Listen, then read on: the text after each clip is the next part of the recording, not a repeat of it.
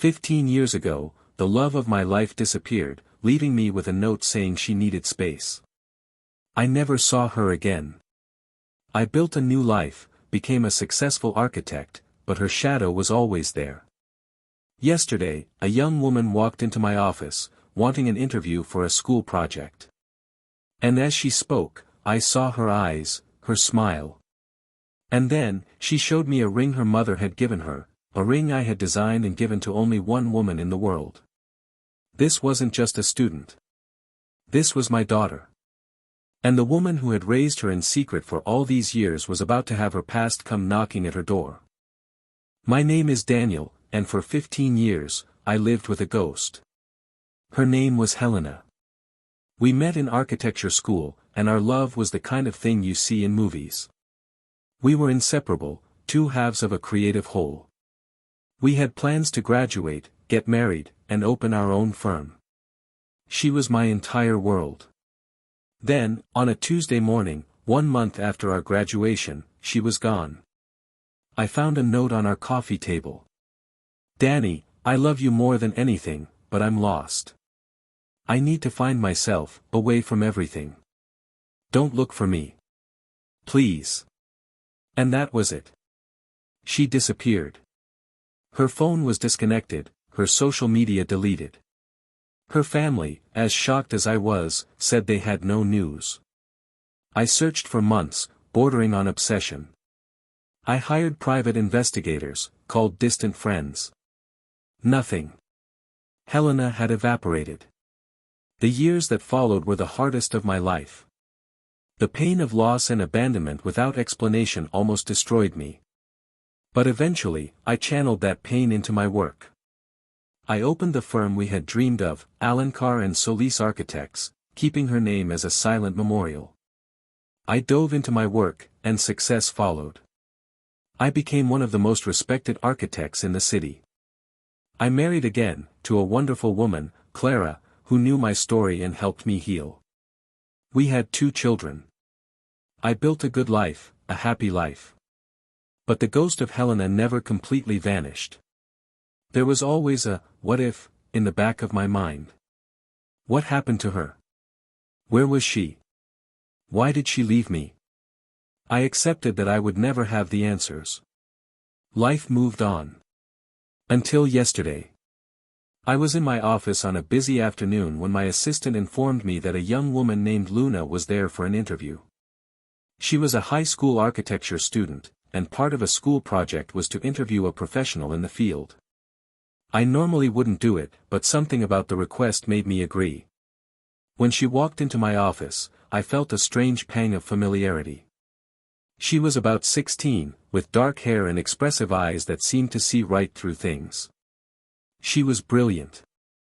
Her questions weren't the typical student queries, they were insightful, filled with a passion for design that reminded me, of myself, at that age. The conversation flowed for almost an hour. I was genuinely impressed. At the end, as she was packing up her notebook, thanking me profusely, I noticed the ring on her finger. It was a delicate silver piece, with a small lapis lazuli, shaped like a compass. My breath caught in my throat. That ring. I knew it. I had made it. In college, I had a hobby of jewelry making. I made that ring for Helena on our 2nd anniversary, as a symbol that no matter where we went, we would always find our way back to each other. That ring, I said, my voice coming out hoarse. It's very beautiful. Where did you get it? Luna smiled, a smile that was so painfully familiar. Oh, thank you. It was a gift from my mom. She said the father I never knew made it for her. The world around me began to spin. I looked at her face, really looked for the first time. Helena's eyes, the shape of my chin, a smile that was a perfect mixture of us both. The math was simple and impossible. 15 years. She was the right age. Your mother, I began, trying to keep my voice steady. Is her name Helena? Luna's eyes widened in surprise. Yes. How did you know? I couldn't answer.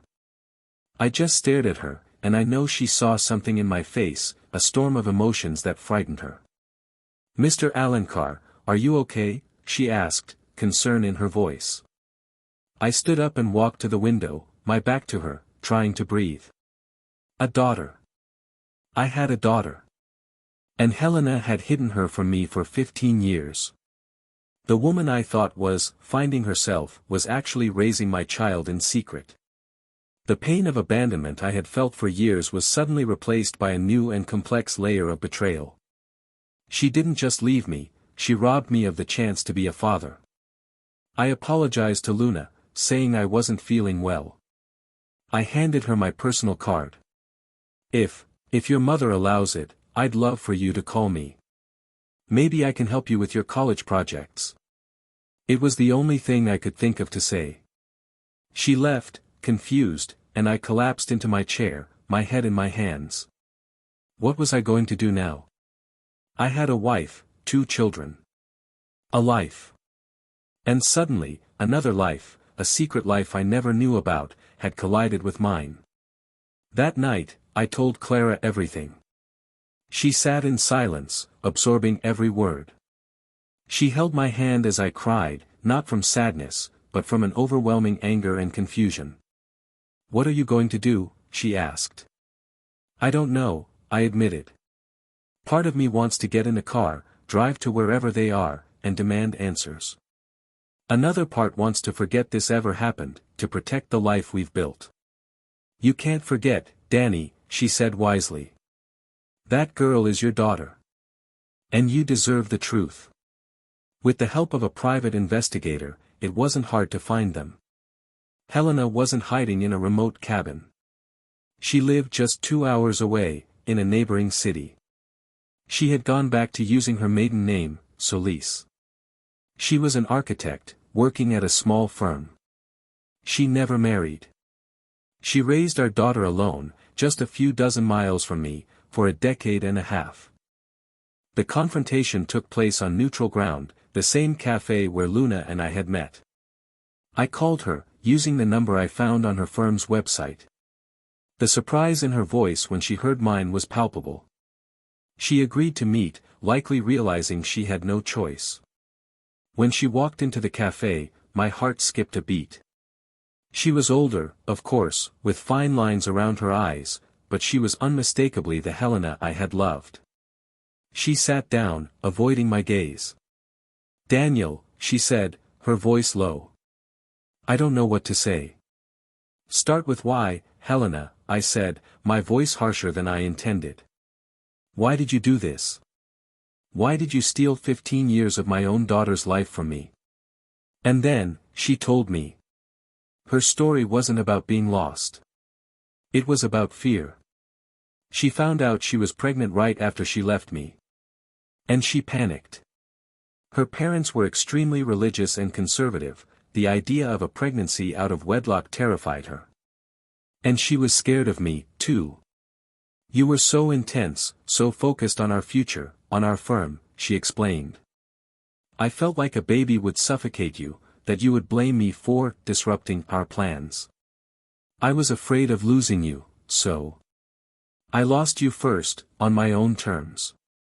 It was the most twisted and selfish logic I had ever heard. She didn't run away to find herself, she ran away to spare me a responsibility she assumed I didn't want. She made a life-altering decision for 3 people based on her own fears and insecurities, without ever giving me the chance to have a say. "So you punished me for a crime I never even committed in your own head?" I asked, incredulous. "You decided I wasn't man enough to be a father, so you just made sure I wasn't one." Tears streamed down her face. "I know it was wrong, Danny. I've regretted it every single day. But when Luna was born, I couldn't. I loved her so much, and the idea of sharing you, of reintroducing you into our lives and maybe losing you again. I was a coward." The conversation lasted for hours. It was raw, painful. There was anger, there were accusations, but there was also, underneath it all, the shadow of the love we once had. By the end, I was emotionally drained. "I want to meet my daughter," Helena," I said, "the only thing that mattered now. I want to be a part of her life. You owe me that." She agreed, defeated. The first official meeting with Luna was awkward. The three of us, in a restaurant, trying to fill 15 years of silence with small talk. Luna knew the truth now. She was hurt by her mother, confused about me. I tried not to push, just to be present. But the situation was a minefield. My family, Clara and my children, were also struggling to adapt. Clara was a rock, supporting me through it all, but I saw the worry in her eyes. How would our family survive this new, complex addition? My younger children were happy about the idea of an older sister, but the reality was much more complicated. The process of building a relationship with Luna has been the hardest and most rewarding thing I've ever done. At first, she was guarded, full of questions, and understandably, a bit resentful. Why didn't I look for her? Why did I abandon her? I had to explain, with Helena's help, the truth of the story, without demonizing her mother, which was a delicate balance. We started slow. Weekend lunches. Visits to my office, where she was fascinated by the models. She inherited our love for architecture. Gradually, the barriers began to come down.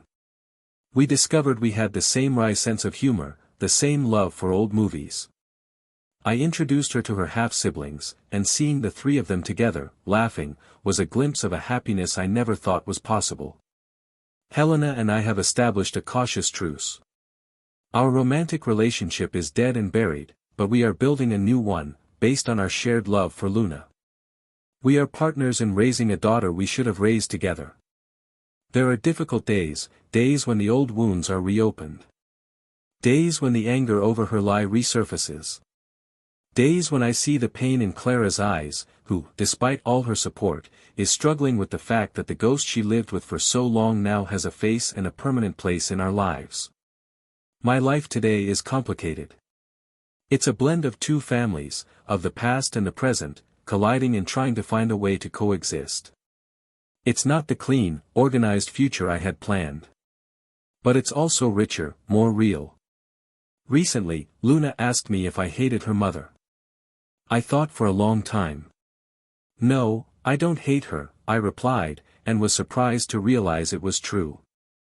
I hate what she did. I hate the time we lost. But when I look at you, I see the best of both of us. And I can't hate the person who brought you into the world. The truth, I've discovered, is not like architecture. It's not a straight line, not a clean structure. It's messy, full of revisions and unexpected additions. 15 years ago, I lost the love of my life. But yesterday, I gained a daughter. And that discovery didn't erase the pain of the past, but it gave it a new meaning. And for the first time, I feel like the ghost of Helena no longer haunts me. In her place, there is the vibrant, real presence of Luna. And that, I realize, is so much better.